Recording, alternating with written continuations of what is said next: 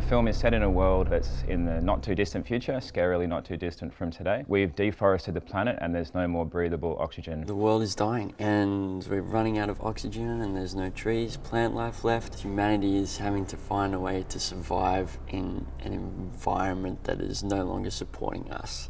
Ethan, who's the lead in the film, gets pulled into this world and is kind of handpicked to be the world's saviour. Chronocorp, who's one of the biggest tech companies, are putting the last of humanity's resources into this last-ditch attempt. They're trying to invent a time machine to see if they can find out from the future if there are people still alive there. The idea is if there are people still alive in the future, then they can find out from them how they survived and they can save more people at their end. Chronocorp turned the time machine on for the very first time, thinking that they're going to contact the future and find out if there are people alive there. And as they turn it on, they receive a message back from the future. The message simply says, "Send Ethan White." And we find Ethan working in the tunnels, and his close accomplice is Jude. He sees him as his brother. So Jude is sort of Ethan's best friend, and Ethan is our protagonist through this. He's sort of our unlikely hero. He is thrown into a circumstance in which he has to question what is his purpose, in life.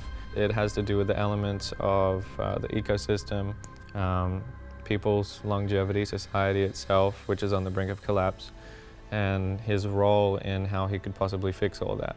But to do so, he has to abandon a lot of the things that he does love, and basically all that he has left, his brother and his wife. I play Xanthi White. She is a painter and a school teacher, and she teaches botany. She's just a loving, generous person, and she just wants the best for her partner, Ethan.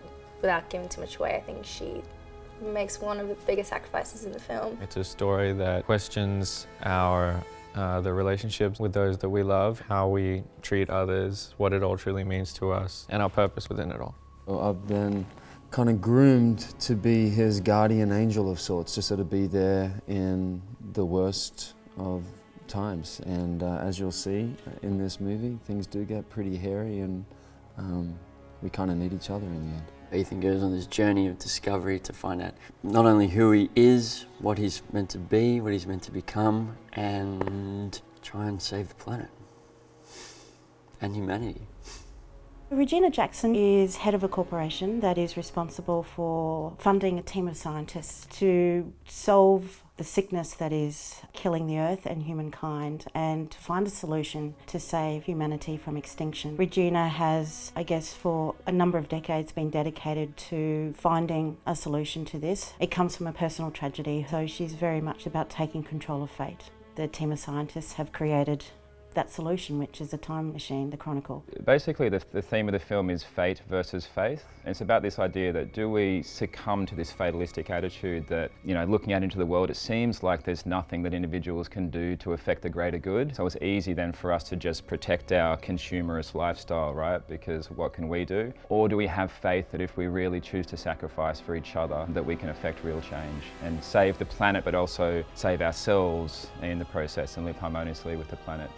You're looking out today and there's a whole lot of corporate greed going on. The very fact that we're having this argument about whether global warming exists or is even a real thing is really scary. The film is just about sacrifice and trying to work out that if we're brave enough to sacrifice for each other, that maybe we can actually do some greater good.